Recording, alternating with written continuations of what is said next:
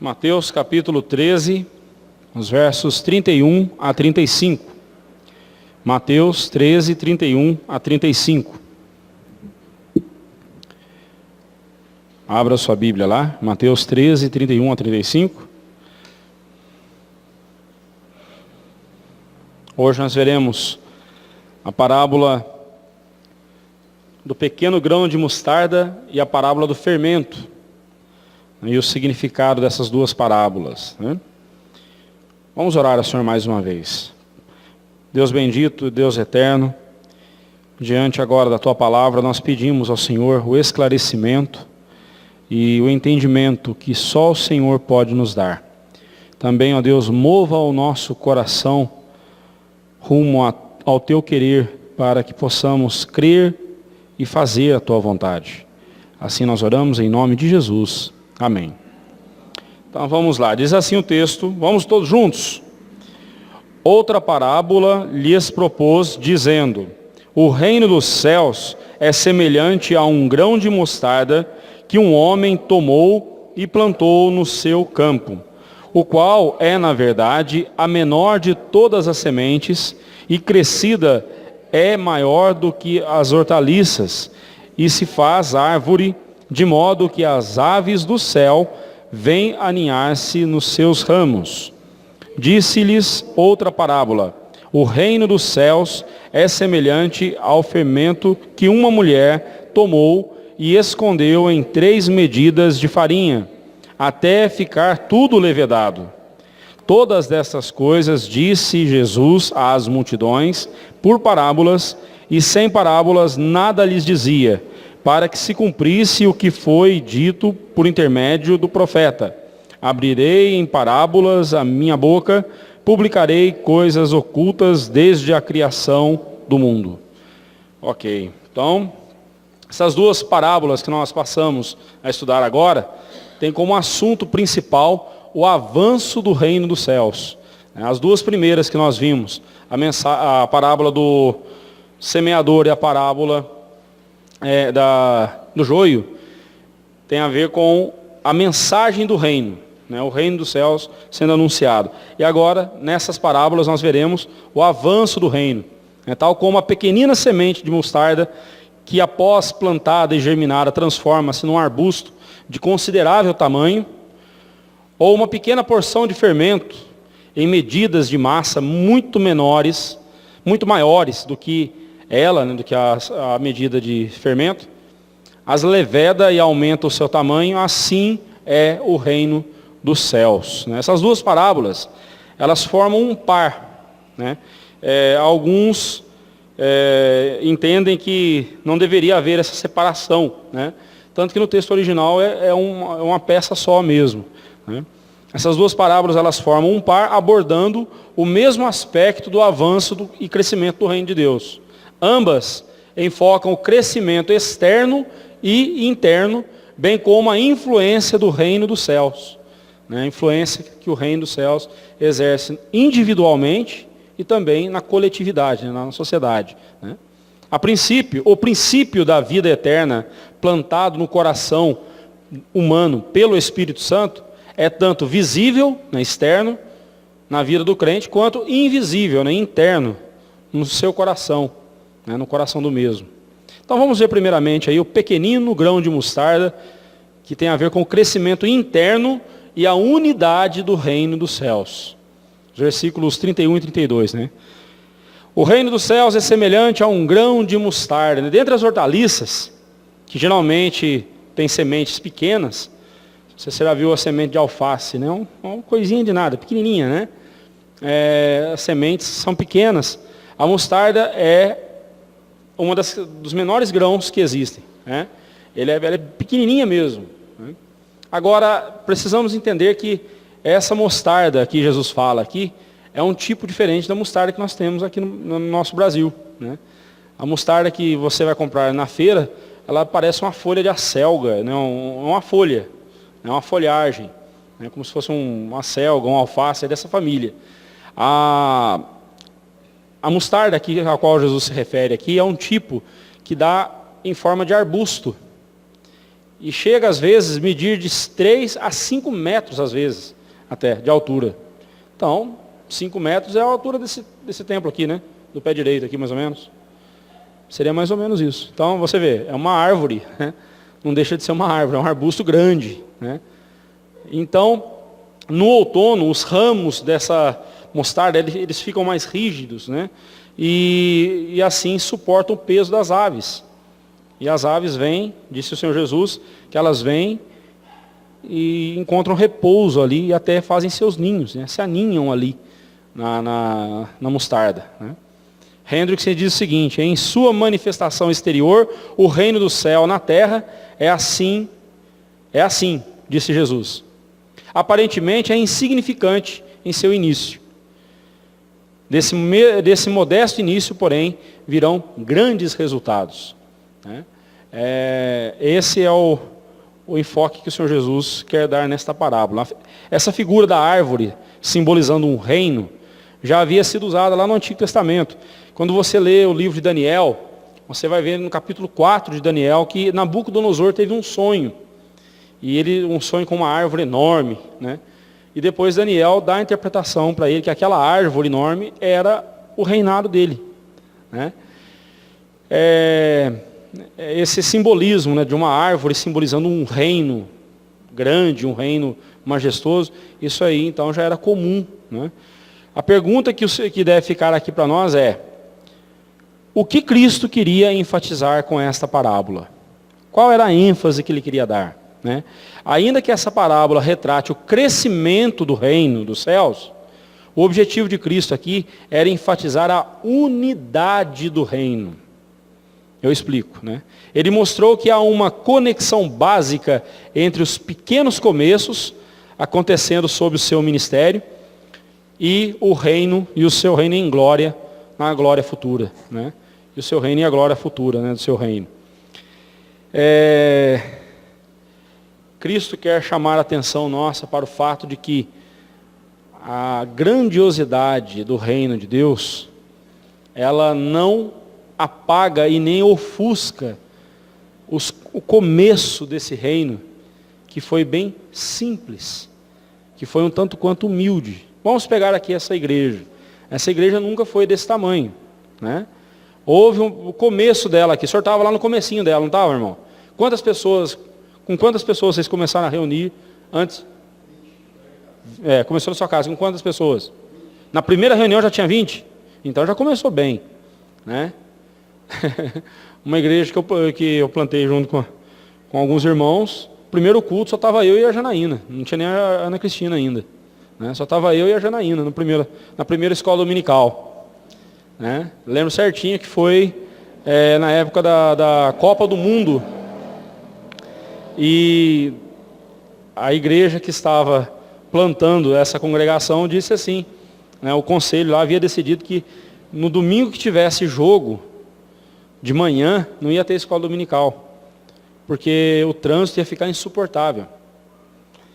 E aí, então, eu cheguei para o pastor, cheguei para o conselho e falei: não, irmãos, estamos abrindo a igreja lá agora, já de cara, assim, nós já vamos deixar fechada a igreja por causa da Copa do Mundo, né? Que mensagem a gente vai estar passando para o bairro, né? Resultado, naquele dia só estava eu e a Janaína. A gente aproveitou, orou um com o outro, orou um pelo outro, demos uma organizada no salão, né?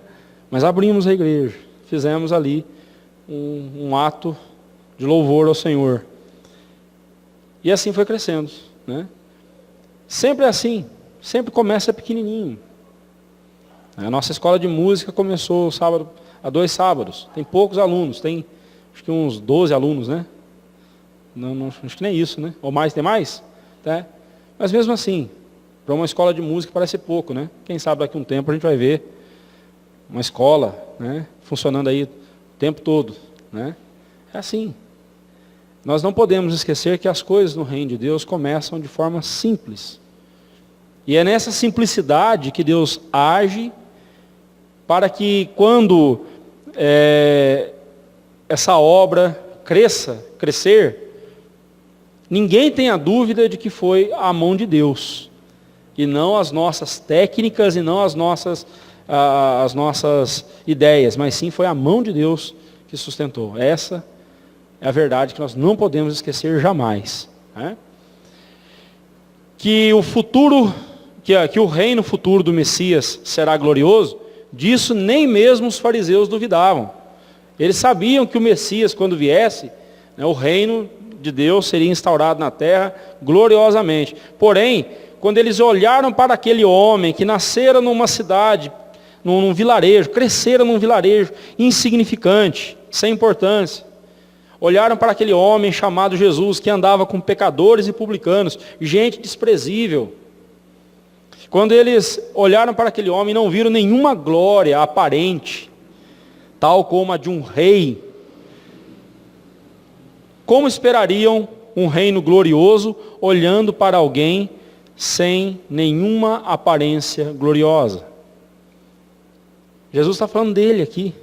Vocês estão olhando para mim, eu sou como esse grão de mostarda. Pareço insignificante. Parece a minha aparência de algo insignificante, de alguém que não tem valor nenhum, de alguém desprezível. Aliás, o profeta Isaías, 700 anos antes de Cristo vir ao mundo, ele fala: olhámo-lo e não vimos nenhuma aparência que nos agradasse, nenhuma beleza que nos agradasse. Né?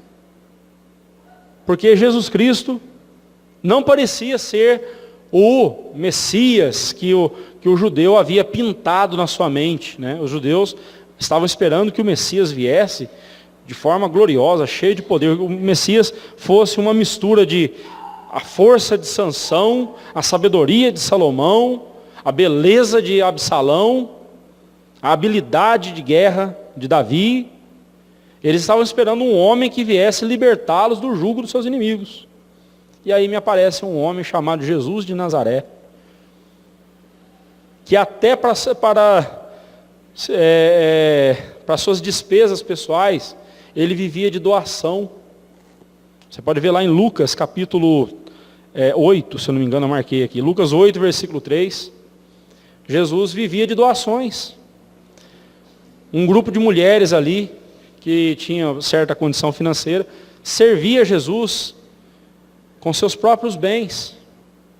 Jesus mesmo disse: eu não tenho onde reclinar a cabeça. Até as raposas do campo têm os seus covis e as aves do céu têm os seus ninhos, mas eu não tenho onde pôr a cabeça. Eu não tenho nada. Nada no sentido de que ele abriu mão, né? Mas ele é o rei da glória, né? Ele é o dono do universo. Mas ele abriu mão de tudo isso para cumprir a missão de nos salvar. Aí o judeu olha para esse homem: é esse aí que é o Messias? Ah, mas de jeito nenhum. Lembre-se, o tempo todo, nós já vimos anteriormente, lá, especialmente lá no capítulo 12, do versículo 38 ao versículo 42, quando eles pediram um sinal para Jesus. Nós queremos que o Senhor nos mostre um sinal portentoso de que o Senhor realmente é o Messias. Queremos que o Senhor pare o sol, ou faça chover fogo aqui nesse momento, para que nós creiamos no Senhor. Jesus falou: olha, para essa geração incrédula, vocês não terão mais do que o sinal de Jonas. Ou seja, eu vou ficar 3 dias no ventre da terra e vou ressuscitar. Esse será o sinal que vocês terão. Né? E é um grandioso sinal, né? Jesus falando sobre a morte e a ressurreição dele. Mas é importante vermos que os judeus não receberam, não creram. Né? Não esqueçamos que ele é o Salvador dos humildes, e o seu reino é prometido aos humildes de espírito. Mateus 5,3. Deus escolheu as coisas humildes do mundo para reduzir a nada aquelas que são arrogantes e soberbas. 1 Coríntios 1, 28. E de igual forma, ele, Deus, resiste aos arrogantes, mas aos humildes concede a sua graça. Tiago 4, 6 e 1 Pedro 5, 5 nos mostram essas verdades. Né? Humildade, irmãos.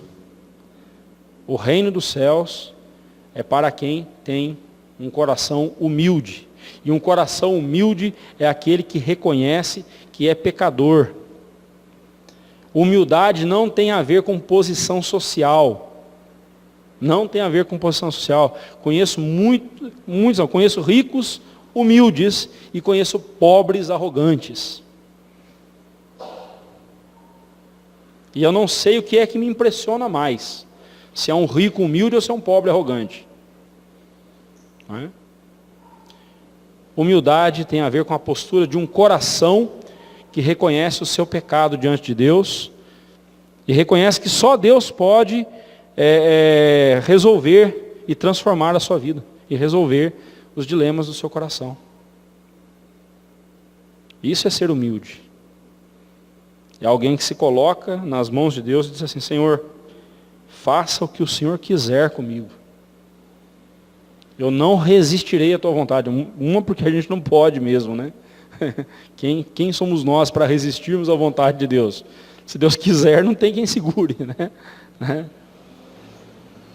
Mas humildade é isso. Olhando para aquele povinho escravo lá no Egito, né, o povinho de Israel, a quem o profeta Isaías, lá no capítulo 41, versículo 14, chama de vermezinho de Jacó. Ou se nós olharmos para aquele grupo de 13 homens, né, Jesus e seus 12 discípulos, que viviam de recursos doados e ofertados por outros, quem poderia imaginar que dali surgiria a gloriosa igreja de Cristo? Né? Quem poderia imaginar que desse grupo tão humilde, tão simples, nasceria a gloriosa igreja de Cristo? Né? Que é o povo de Deus. Mas ainda que tudo pareça desfavorável, os discípulos de Cristo devem manter a sua fé e continuarem orando e perseverando na obra do Senhor, pois ninguém pode deter e causar fracasso ao programa de Deus para o seu reino. Bem, quem se envolve com a vida da igreja, não falo de frequentador de igreja, eu falo de alguém que se envolve na vida da igreja, sabe o que está acontecendo na vida da igreja, não só na agenda da igreja, mas sabe dos irmãos que estão passando por lutas, conhece as dificuldades de cada um, ora um pelo outro, visita, acompanha. Quem está envolvido com a vida da igreja, tem hora que fala assim: meu Deus, parece que vai acabar tudo, parece que a igreja vai fechar as portas. Né? Parece que a igreja vai fechar as portas, parece que essa obra que nós começamos aqui, que era para o Senhor, que é para o Senhor, não está indo, não está desenvolvendo. O que está acontecendo, né? Até que Deus vem. E assim, quando a gente menos espera, Deus vem e muda a sorte da igreja. E a gente vê a igreja avançando. Né?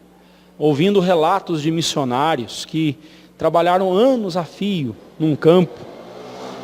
E ali lutando, perseverando, mas chegou uma hora que as forças foram embora, se esvaíram, e aí vem aquela decisão: vamos fechar as portas do trabalho aqui, porque não tem jeito, não tem mais jeito. Deus vem e levanta pessoas. Deus vem e faz algo ali na vida daquela igreja que recomeça tudo novamente. Essa história que eu vou contar, eu ouvi o pastor Wilton Braidotti Jr. contar essa história. Ou melhor, o Wilton, reverendo Braidotti, avô. O Wilton Braidotti é o neto. O reverendo Braidotti, ele contou essa história, que, se não me engano, acho que aconteceu ali na região de Machado, no sul de Minas. Uma igreja tinha uma congregação na zona rural, e essa congregação, eles tentaram de tudo quanto é jeito. Puseram um seminarista para cuidar da igreja, não deu certo. Puseram um outro pastor. Tentaram de todas as formas, até que o conselho decidiu fechar a igreja. Vamos fechar a congregação. Meus irmãos, eu não consigo imaginar uma coisa dessa. Fechar uma igreja. Né? Mas eles tomaram essa decisão. Aí, um irmãozinho lá na igreja, um senhor, muito simples, um homem muito humilde, simples, chegou para o pastor e falou assim: pastor, vocês vão fechar a mesma igreja? Vamos, irmão. O conselho decidiu. Disse: pastor, por favor, me dá uma chance Me deixa tentar mais um pouco lá, não fecha não. Eu sei que tem pouca gente, eu sei que o pessoal não está respondendo, mas por favor, me dá mais uma chance. Me dá pelo menos o prazo de 1, 2 meses. O pastor falou, pensou, já está decidido que vai fechar mesmo, tá bom, irmão, vai lá, te dou 2 meses, vai lá. Deu um tempo, 1 mês, 2 meses, para ele fazer o trabalho lá. Gente qualificada, gente que fez seminário e tudo mais, tentou, não conseguiu, né? Seja o que Deus quiser. Passado algum tempo, acho que 1 mês, 1 mês e pouco, esse irmãozinho chega para o pastor e fala, pastor, eu queria fazer um pedido para o senhor. Aí o pastor fala, lá vem, né? Aí ele falou, pastor, tem alguns bancos sobrando aqui na igreja? Para quê? Não, porque o pessoal está ficando em pé lá na igreja, não tem onde sentar. Hã? Sério? É. Irmão, tem ali uns bancos que a gente ia jogar fora, tá meio velho, tem que dar uma arrumada nele lá. Tem que dar um tapa nos bancos ali, eles ficaram bons, mas estão meio velhos, mas dá para usar.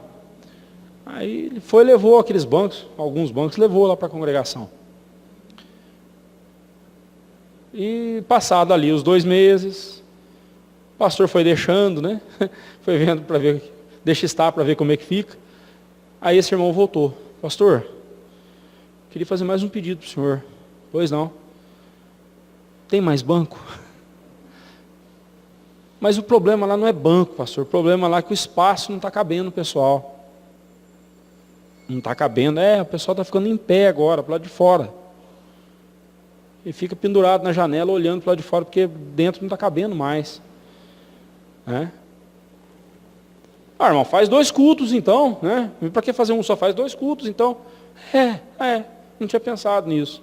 Aí, voltou, né? E o pastor falou, não é possível, será que é verdade mesmo isso? E o pastor resolveu tirar limpo. Aí no dia do culto lá, o pastor chegou um pouco atrasado, né? Quando ele chega, a igreja estava cheia, lotada, gente em pé do lado de fora. E aí então, o pastor ficou lá do lado de fora também, não tinha como ele entrar, ficou o tempo todo lá do lado de fora acompanhando o culto.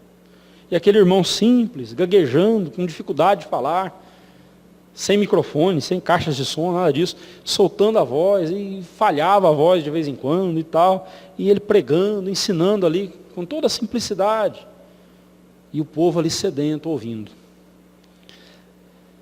O pastor assim, meu Deus, eu ia fechar essa igreja, que coisa, que absurdo. Olha o que Deus está fazendo aqui. Não vamos fechar não, mas eu vou lá conversar com esse irmão. Terminou o culto, ele chegou no irmão, abraçou o irmão, olha, esquece, nós não vamos fechar não, continue trabalhando, parabéns, Deus abençoe, Deus está abençoando o trabalho, aí, vai em frente, não vamos fechar a igreja não. Aí nisso, o pastor falou assim, só que eu tenho uma dica para te dar. Sabe como é que é pastor, né? Tem que mostrar que sabe mais que todo mundo, né? Aí, ele tem uma dica para dar para o senhor. Isso o que foi? O senhor estava pregando, segurando a Bíblia, mas o senhor não prestou atenção, a Bíblia estava de ponta cabeça. O senhor não viu. Aí ele falou assim, não, pastor, sabe o que é? Aí ele abaixou a cabeça. Eu não sei ler, pastor. Pastor, mas como é que você estava pregando então? Não, pastor, lembra que eu ia lá na igreja, lá na sede? Eu ia, e eu ficava atento às mensagens do Senhor, e pedia para Deus me ajudar a lembrar de tudo. Tá certo, tem dia que eu acabo repetindo muito uma mensagem, mas eu lembro das mensagens que o Senhor pregou. Só que está acabando o estoque, pastor. Está acabando o estoque. Aí o pastor disse, não, irmão, Deus vai te abençoar, vai em frente. Né? E o pastor saiu dali com a cara desse tamanho, assim, puxa vida, né? Nessa simplicidade toda, Deus agiu. Irmãos, nós não podemos esquecer que Deus é o Deus da glória, é o Deus todo glorioso, que ninguém tem a glória como a glória do nosso Deus. Deus é majestoso, Deus, não temos como imaginar a glória de Deus, tamanha ela é. Mas nós não podemos esquecer que Deus, Ele opera nas coisas humildes, nas coisas simples. E nós precisamos valorizar a simplicidade do Evangelho. Nós precisamos valorizar a simplicidade, até mesmo do culto a Deus. Um culto simples, não quer dizer um culto simplório, mas um culto simples. Para que nós possamos entender o que nós estamos fazendo, como diz lá em Romanos 12, 1, para que o nosso culto racional, né, nós entendamos o que estamos fazendo e façamos com o coração cheio de alegria e de amor por Deus. Simplicidade. Deus tem nos abençoado, irmãos. A igreja está crescendo, graças a Deus por isso. Toda a honra, toda a glória, Senhor. Mas não percamos a simplicidade, irmãos. Não percamos a simplicidade do Evangelho. Não estou falando para a gente ser também relaxado com as coisas também. Não é isso, não. Mas não percamos a simplicidade. Apresentemos o Evangelho puro e simples para as pessoas. Do jeito que ele está revelado. Observe que Cristo, comunicando-se com as pessoas, ele fala por parábolas. Coisas do dia a dia. Todo mundo sabia o que era uma semente de mostarda. E ele não chegou usando o nome científico da mostarda, nem sei qual que é o nome científico da mostarda, mas ele não chegou falando o nome científico da mostarda, ele chegou falando da mostarda, do fermento. Ele não ficou explicando o processo químico da fermentação, da levedação, nada disso. Ele simplesmente falou de algo que qualquer dona de casa entenderia. E olha que a mensagem que ele traz é uma mensagem aqui, nas parábolas, é uma mensagem profunda. Tão profunda ela é, que só puderam entender essa mensagem aqueles a quem Deus quis revelar. De tão simples que ela é, que as pessoas não conseguiram entender, a não ser aquelas pessoas a quem Deus quis revelar os seus mistérios. Simplicidade. Não percamos isso de vista, irmãos. Olhando aqui novamente para o texto, aqui voltando aqui para nosso texto, que fique claro que assim como o grão de mostarda teve que sofrer uma ação externa do solo, da água e do clima, para que viesse a germinar, da mesma forma o reino dos céus não vem pelo esforço humano, mas pela ação de Deus que conduz de um humilde começo a um glorioso fim. Nós precisamos entender que o reino dos céus, ele é dos céus, ele vem de Deus. É Deus quem estabelece o seu reino, é Deus quem faz o seu reino crescer, é Deus quem faz o seu reino glorioso surgir. Nós fazemos parte desse reino. Mas não é a gente que faz o reino crescer, não é a gente que faz o reino expandir, não é a gente que traz glória para esse reino, quem traz é o próprio Deus. E nós não podemos cometer esse pecado de achar que são os nossos talentos, as nossas habilidades, os nossos recursos que estão fazendo a igreja crescer. O dia que a gente pensar assim, a gente está usurpando a glória de Deus. E o que Deus diz através do profeta sobre a sua glória? A minha glória não dou a outrem, não dou a ninguém. Muito menos àqueles que tentam usurpá-la. Tomemos cuidado com isso, irmãos. Tá? E o fermento na massa. Aí nós vemos agora a ação interna e a visibilidade do reino de Deus. Versículo 33. Né? Agora o Senhor Jesus compara o reino dos céus com o fermento. Lá em Mateus 16, 6 e versículo 11, nós veremos que o fermento traz uma conotação negativa. Ali, em Mateus 16, quando mais à frente nós veremos esse texto, ali ele fala do fermento dos fariseus, ou seja, da influência negativa dos fariseus, estragando as pessoas. Então ali ele usa o fermento, uma figura negativa. Aqui nesse texto, quando ele usa a figura do fermento levedando a massa, né? Aqui ele usa de forma positiva, né? Então não vamos perder tempo aqui discutindo, mas por que numa parábola, num texto ele usa um exemplo negativo e depois antes ele usa como um exemplo positivo? Ambos os textos, o que Jesus quer mostrar é a influência. Lá em Mateus 16 nós veremos a influência negativa dos fariseus. Aqui nós estamos vendo a influência positiva do reino dos céus no coração das pessoas, né? Então a palavra que deve ficar para nós é a palavra influência. Quando você pensar em fermento, figuradamente falando, né, pense na influência, né? Jesus fala que a mulher tomou 3 medidas de farinha. Para você ter ideia de quanto essas 3 medidas de farinha, dá mais ou menos 39 litros de farinha. Essas 3 medidas. 39 litros. É muita coisa. Cada medida tem 13 litros. Imagina, dona Ruth, a senhora fazendo uma massa de bolo, uma massa de pizza aí desse tamanho. E ainda pondo fermento. O que acontece quando a senhora põe fermento na massa? Cresce, né? Incha a massa, né? Ele leveia da massa, deixa ela maior, né? Agora, deixa eu perguntar para as irmãs, para a Ruth aí, que é expert no assunto. Para levedar uma massa vamos supor, de 1 litro, a medida de 1 litro mais ou menos. Quanto de fermento eu preciso? Para 1 quilo de farinha de trigo. 55 gramas? 50 gramas.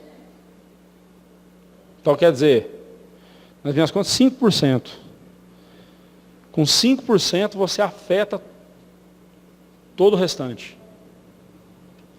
É muito, né? É muito pouco para muita massa, não é? É essa a ideia que Cristo quer nos mostrar aqui. Pode parecer aí um exagero essa mulher fazer uma massa de 39 litros, mas lá no Antigo Testamento nós temos alguns exemplos de pessoas que fizeram. Por exemplo, Sara, quando recebeu ali aqueles emissários vindos do Senhor, lá em Gênesis 18, 6, ela fez uma massa de 3 medidas de farinha, 39 litros. Fez uma senhora de uma pizza lá, né? Senhora de um bolo, né? Um senhor de um bolo lá para eles. Em Juízes 6, 19 e em 1 Samuel 1, 24, essa quantidade também é mencionada, né? Então, Cristo não pegou nada exagerado aqui. O que ele quis mostrar é o seguinte: para algo tão grande, volumoso, basta um pouquinho. Um pouquinho. Né, para fazer a diferença. William Hendrickson, ao comentar esses versículos, ele diz o seguinte, transcrevi aqui o parágrafo todo porque eu achei muito interessante. O argumento da parábola é que o fermento, uma vez introduzido, continua seu processo de fermentação até que toda a massa tenha subido, né, tenha sido transformada, né? Assim também o cidadão do reino, se exige que toda a esfera de sua vida contribua com sua plena participação no serviço, honra e glória daquele que é o Rei dos Reis e Senhor dos Senhores. Não como se numa terra pecaminosa, antes do retorno de Cristo, esse estado de perfeição pudesse transformar-se em realidade. A Escritura claramente revela que esse não será o caso. Contudo, nada menos que a realização final desse alvo pode ser o alvo do crente. Ele é consolado pela profecia de Isaías 11:9. Não se fará mal nem dano algum em todo o meu santo monte, porque a terra se encherá do conhecimento do Senhor, como as águas cobrem o fundo, né, do mar. Isaías 11:9. Né? O que Hendrickson está dizendo aqui para nós? Então se o reino dos céus ele é tão poderoso assim, então, à medida que as pessoas forem sendo convertidas, né, o reino vai aumentando, daqui a pouco todo mundo, né, todas as pessoas, todas as nações serão impactadas com a glória de Deus, né, e tudo será uma maravilha, né? Ainda que eu reconheça alguns pontos, algumas partes do pós-milenismo como bíblico, né, como correto, eu tenho dificuldade com essa corrente chamada pós-milenismo. Eu sigo o amilenismo, que quer dizer o seguinte, que Cristo, ele instaurou o reino de Deus aqui na terra, quando ele veio a primeira vez, e nós estamos nos últimos dias, que é da primeira à segunda vinda de Cristo, são os últimos dias. Cristo voltará para buscar a sua igreja, instaurará o juízo final, né? E então o reino eterno de Cristo e toda a sua igreja, né? Outro dia a gente pode falar especificamente sobre o pós-milenismo, pré-milenismo, amilenismo, explicar isso melhor para os irmãos. Isso aí é o que a gente chama de escatologia, né? O estudo das coisas do fim, né? Mas o que essa parábola vem nos mostrar não é que todo mundo vai ser impactado todas as nações serão impactadas pela glória do reino de Deus, à medida que nós vamos pregando o evangelho, as pessoas vão se convertendo. Isso não tem acontecido. Isso não tem acontecido. E não é porque a igreja não esteja cumprindo o papel dela na face da terra. Como nós acabamos de dizer, o reino é de Deus. É Ele quem faz o reino crescer ou não, está nas mãos dEle. Eu creio que a plenitude do reino de Deus na vida dos eleitos de Deus, ela acontece. Então, o que Hendrickson está dizendo aqui é o seguinte: não alimentemos essa ideia de que todo mundo vai ser impactado com a glória de Deus, e o planeta, as nações serão transformadas, e aqui vai ser um paraíso, vai ser uma maravilha. Não. Isso não é o que a Bíblia fala. Muito pelo contrário, a Bíblia fala de profecias que estão se cumprindo, que quanto mais vai chegando a próxima vinda de Cristo, nós estamos entrando em dores de parto, a situação está ficando cada vez pior, e vai ficar, meus irmãos, e vai ficar cada vez pior. Né? Mas no coração de um salvo, no coração de um eleito, o reino de Deus começa como uma pequena sementinha, ou como uma dosezinha de fermento, e leveda toda a massa. E agora esse crente, transformado, impactado pela glória de Deus, onde quer que ele estiver lá na sociedade, onde quer que nós estivermos, nós influenciaremos a sociedade. O crente, ele tem que se envolver nas questões sociais, nas lícitas, é claro, tá? Estou mandando você sair por aí, fazendo quebra-quebra, fazendo protesto e quebrando as... Não, isso não, isso aí é vandalismo, isso aí é crime. Né? E se o policial te pegar e te descer a borracha, bem feito. Porque isso é coisa de bandido. Tá certo? Mas o crente, ele tem que influenciar a sociedade. O crente tem que influenciar a política. O crente tem que influenciar a educação, a arte, as artes. A gente vive reclamando, né? Você, puxa vida, mas as músicas hoje em dia não prestam, não eram como as músicas de antigamente, né? E é difícil mesmo, né? Desde que disseram que funk é música, o pessoal perdeu a noção do que é música, né? Pela madrugada, aquilo lá não é música, nem aqui, nem no inferno, tá louco. Né? Mas eu pergunto, cadê os crentes talentosos, cadê os crentes habilidosos para influenciar o mundo? Cadê os artistas, quando eu falo os músicos, os poetas, os pintores, os artistas plásticos, cristãos, para influenciar a arte? Ano passado a gente viu várias vezes aquelas exposições podres de arte, pornografia, dizendo que aquilo é arte. E as crianças assistindo, sendo levadas para assistir aquela porcaria, aquele lixo. E eu pergunto, o que a igreja fez? Não era hora da igreja, vamos fazer uma amostra de arte cristã. Ah, mas ninguém vai dar atenção para isso. Vamos fazer. Vamos fazer. Vamos fazer uma amostra de música sacra, de música cristã, música sacra, lá na praça pública. Já imaginou? Ah, mas ninguém vai prestar atenção, pastor. Mas e daí? O nosso objetivo não é quantidade. O nosso objetivo é fazer aquilo que Cristo nos manda fazer. Tais como fermentos agindo no meio da massa, nós devemos agir nesse mundo. Fermentando, fomentando positivamente esse mundo, com a palavra de Deus. Irmãos, nós estamos tão alienados. Eu sou taxativamente contra alguns absurdos que a gente vê por aí, igual mesmo, igrejas que fazem bloco de escola de samba para sair no carnaval. Aí é palhaçada. Isso aí para mim não é arte, isso aí para mim é desculpa para extravasar a carne mesmo. Não faz sentido uma coisa dessa.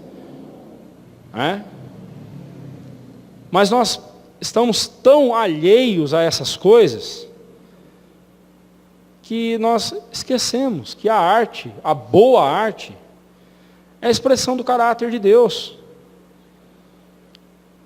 Isso tem uma coisa que eu admiro, eu gosto de ver todo dia, né? Eu sempre paro para ver o céu no amanhecer ou no entardecer, especialmente essa época do ano. Se da sua casa você tiver o privilégio de ter um amanhecer ou um entardecer, de ver, é lindo demais. Não tem um entardecer igual ao outro.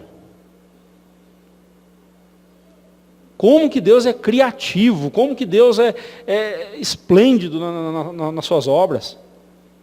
Isso inspira a gente, deveria inspirar a gente. Lancei um desafio para os músicos aqui da nossa igreja. Estou conversando com os irmãos. Nós começarmos a escrever e a compor as músicas que nós cantaremos. Músicas bíblicas, com teologia pura, bíblica. E dar uma selecionada nos cânticos que nós estamos cantando.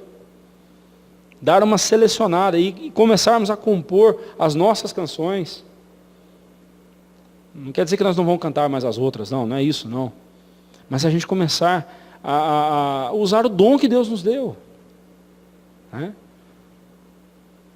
Na educação. Por que virou essa bagunça a educação no Brasil? E que bagunça, meus irmãos. Eu vou falar como professor de sociologia que sou. Foi feita uma pesquisa aí e comprovou-se que as matérias de sociologia e filosofia no ensino médio, nos últimos anos, só atrapalharam os alunos de se aprofundarem em matérias como português, matemática, ciências, química, matérias que são muito mais importantes eles saberem agora. Por quê? Porque essas matérias que foram colocadas, a gente sabe que foi com um viés político, que foi com um viés de eleitoreiro. E conseguiram. Qualquer manifestaçãozinha que tem fora, você vê um monte de estudante. Parece que fizeram lavagem cerebral neles, e falando bobeira e fazendo arruaça. Onde estão os crentes, os educadores cristãos?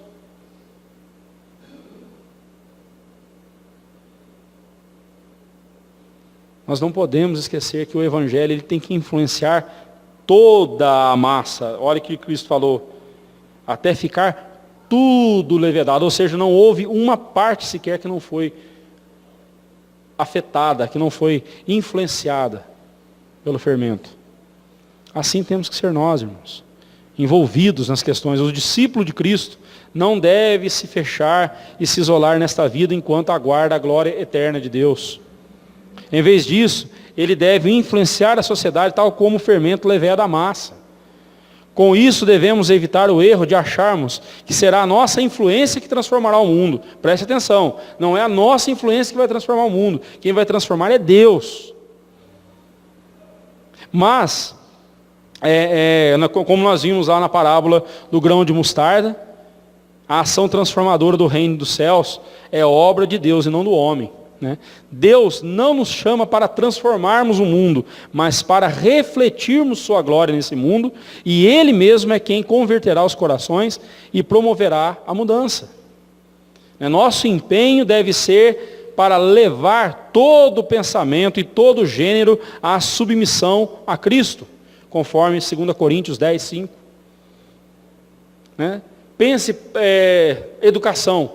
Vamos trazer uma educação com um viés cristão, com princípios bíblicos. Vamos fazer aqui a economia, vamos pensar na economia do nosso país, com um viés bíblico, um viés cristão, bíblico. E a Bíblia não é socialista, nem comunista, nem capitalista. Né? Sim. Sim. Sim. Mas a ganância tomou lugar, tá vendo? Mas aqueles que perseveraram em continuar nesses princípios, deixaram um legado precioso. Por exemplo, quem é da área de educação aí, já ouviu falar de Comênios? Quando você pega a obra de Comênios, lá no século XVI, no século XVI, e pega, por exemplo, aquele maluco do Paulo Freire. O que Paulo Freire fala é uma imitação, é um arremedo barato do que Comênios já falou lá no século XVI.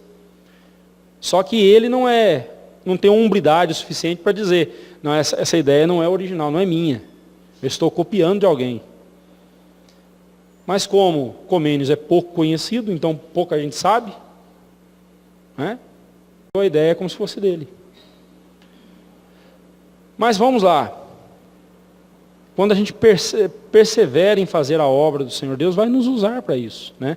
O discípulo de Cristo deve engajar-se em questões sociais lícitas e concordantes com as Escrituras. Deve ser um promotor da justiça e da verdade, uma voz que não se cala diante do erro e nem se acovarda diante dos inimigos da cruz.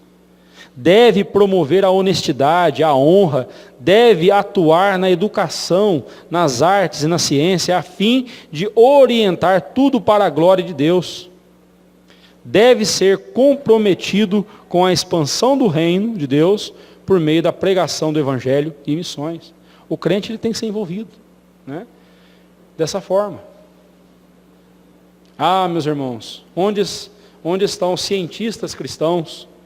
Quando se fala que ciência e fé são contraditórias, essa é uma asneira absurda. Os maiores cientistas do passado, todos eles eram cristãos, e no presente nós temos cientistas cristãos. Pega, por exemplo, a vida de Isaac Newton. Ele era cristão. Faça uma pesquisa na internet de cientistas cristãos, você vai ver, a fila é grande. Tivemos muitos cientistas cristãos. Ainda hoje temos. Mas é que os inimigos têm colocado que ciência e fé não andam juntas, né? E a gente acaba acreditando nessa bobeira. Ciência e fé nunca estiveram separadas, porque a fé em Deus me leva ao verdadeiro conhecimento. A fé em Deus me leva a conhecer a Deus. E a conhecer é estudar a sua criação, a estudar as suas obras. Bem, vamos lá. Encerrando aqui, Cristo e o uso das parábolas, né? Os dois últimos versículos. Nós já vimos lá no versículo 10 a 15, e pouco mais precisa ser dito aqui agora, né? Então não vamos nos delongar. Cristo fez uso das parábolas para que os eleitos entendessem a mensagem do reino, enquanto que os réprobos não tivessem acesso aos mistérios do reino. Nós já vimos isso. Mateus, orientado pelo Espírito Santo, de quem ele recebeu a inspiração para escrever o Evangelho, ele vê no uso das parábolas um cumprimento profético relacionado ao Messias. A profecia está baseada, baseada nas palavras de Asaf no Salmo 78, versículo 2. Né? Todo aquele salmo, o Salmo 78, Asaf descreve a rejeição do povo para com Deus, a despeito de Deus ter feito tantos sinais e prodígios entre o povo. Mateus aplica a pessoa de Jesus, este salmo, vendo a mesma atitude de rejeição dos judeus para com o Messias. É?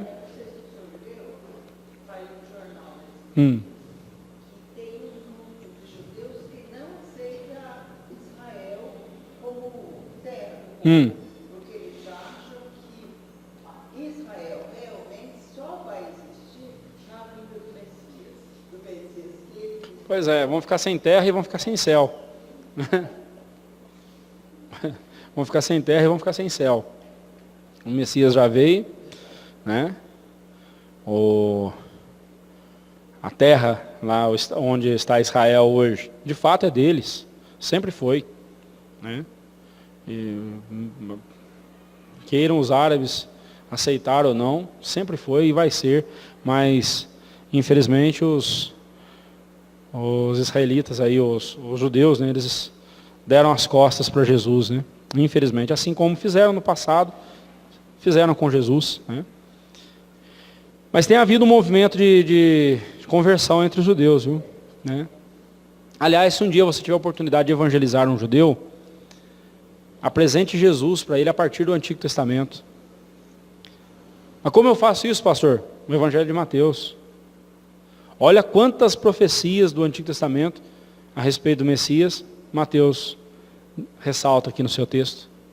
Né? Pegue essas passagens e mostre para ele. Né?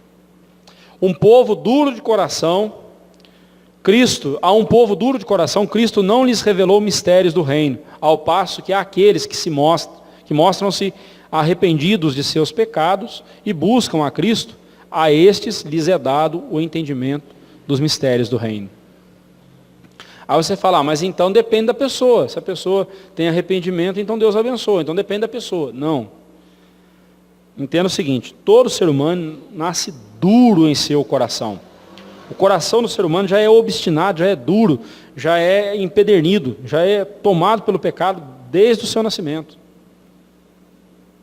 Aqueles que amolecem o seu coração, aqueles que se arrependem, foi porque Deus tocou-lhes em seus corações e eles então foram capacitados a se arrepender e a buscar a Deus.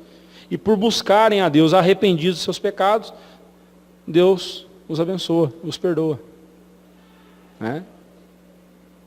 Tudo é obra de Deus. É Deus quem amolece o coração do pecador. Agora, mas então se o outro não foi amolecido, então o outro não teve culpa. Não, o outro já nasceu culpado. É essa a questão. Todos nós já nascemos culpados do pecado, culpados e merecedores de condenação. Né? Já nasceram culpados. E eles são condenados não é porque Deus não os amoleceu. Eles são condenados porque eles são duros de coração. Se nós viemos a crer em Cristo, foi porque Ele amoleceu o nosso coração.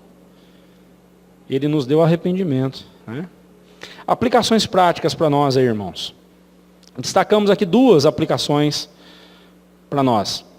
Devemos atentar para os humildes começos, como diz o profeta Zacarias, né? Os humildes começos.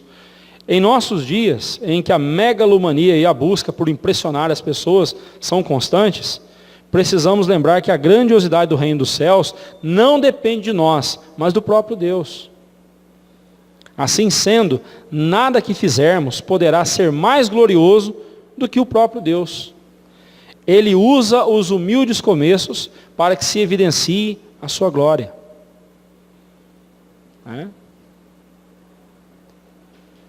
Não somos nós que fazemos a igreja crescer, irmãos. Se nós fizermos a igreja crescer, ela vai diminuir do mesmo jeito que ela cresceu. Sabe por quê? Porque facilmente nós adotaremos métodos carnais que atrairão somente carnais. Pessoas carnais, pessoas que não são convertidas. E aí nós vamos passar um bom tempo da nossa existência como igreja entretendo bodes ao invés de alimentar ovelhas. Agora as ovelhas de Cristo, Jesus disse que elas ouvem a sua voz. E como é que nós ouvimos a voz de Deus hoje? Por meio da palavra. Pessoas que têm sede da palavra procuram igrejas que pregam a palavra. Quando eu vejo uma igreja cheia, ainda que eu não conheça o coração das pessoas, se eu ouvir a mensagem ali pregada, e se eu ouvir que a mensagem ali pregada não passa de autoajuda, não passa de o homem como centro de todas as coisas, né? Eu já sei que ali são pessoas buscando apenas os seus próprios interesses e não as coisas de Deus. Né? Nós temos visto igrejas como a nossa recebendo pessoas que querem conhecer a palavra de Deus. Por isso que a gente não tem que ficar preocupado em fazer coisas diferentes para chamar a atenção das pessoas. O que a gente tem que fazer é pregar o Evangelho. Quem é a ovelha de Cristo virá porque aqui está sendo dado o alimento da palavra de Deus. Né? Uma vez, na outra igreja que eu pastoreei, eu estava lá fora arrumando algumas coisas lá no pátio. Passou um rapaz e falou: o que você promete para eu entrar na sua igreja, para eu ser membro da sua igreja? O que você promete para mim? O que você me dá? Eu falei: nada. Você não promete cura? Não. Eu vou ficar rico? Também não. Não prometo nada dessas coisas. A única coisa que eu prometo para você é que toda vez que você entrar aqui, você vai ouvir a palavra de Deus. Você vai ouvir o que a Bíblia tem a dizer. Você vai ouvir a palavra de Deus. Ah, mas o que eu ganho com isso? O que você ganha? Se você é realmente uma ovelha de Cristo, você vai ouvir a palavra de Deus e vai ser salvo. Se você não for, você vai dar as costas e vai para o inferno. É isso que eu tenho para te dar. Ah, então não quero saber de nada não. E foi embora. Nossa, pastor, você não teve amor. É o que eu mais escuto. Mas vamos lá. Devemos começar por nós mesmos. Não influenciaremos o mundo para a glória de Deus, se primeiramente não tivermos sido transformados por Ele. Deus não precisa das modernas técnicas de marketing ou de qualquer outra coisa para cumprir seus santos propósitos. Ele nem mesmo precisa de nós, mas concede-nos a honra de sermos instrumentos neste propósito de espalhar a sua glória no mundo. Privilégio que nós temos, irmãos. Mas Deus não precisa de nós. O dia que Deus precisar de nós, estamos perdidos. Estamos totalmente perdidos. Deus não precisa de nós. Entendamos que se Ele nos chama para realizar a obra dEle, é privilégio, é um privilégio que Ele nos concede. Mas não é porque, olha, eu preciso de você, meu filho, né? Esses dias eu recebi uma mensagem dessa, né? Primeiro que já é quebra do segundo mandamento. O camarada pôs lá uma figura de Jesus, isso já é quebra do segundo mandamento. Já começa por aí. Já começa errado. Mas um Jesus lá com a mão estendida assim, diz assim: eu preciso de você. Ah, coitado. É? Deus não precisa de nós, irmãos. Ele não falou: sem ti eu nada poderei fazer. Não foi isso que ele falou. Ele disse: sem mim nada podeis fazer. Foi isso que ele disse. Né? Encerrando aí para a nossa reflexão, um pequeno grão de mostarda e uma pequena porção de fermento. No reino de Deus, no reino dos céus, não é a quantidade que faz diferença, mas é a diferença que promove a quantidade.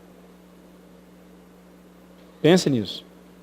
Não é a quantidade, não é o tamanho da semente, né? Tinha que ser uma semente desse tamanho para fazer uma árvore imensa, de 5 metros de altura. Não, uma pequena sementezinha, a menor de todas, se transforma num arbusto grande. Uma pequena porção de fermento, 5% da massa, ou menos, é suficiente para levedar toda a massa. Não é o tamanho que faz a diferença, mas é a diferença que Deus faz no coração de cada um, que promove a quantidade da glória de Deus nesse mundo. Que Deus assim nos abençoe. E que sejamos tal como o grão de mostarda, tal como a pequena porção de fermento, fazendo o efeito que tem de ser feito, tem de acontecer para a glória de Deus. Amém.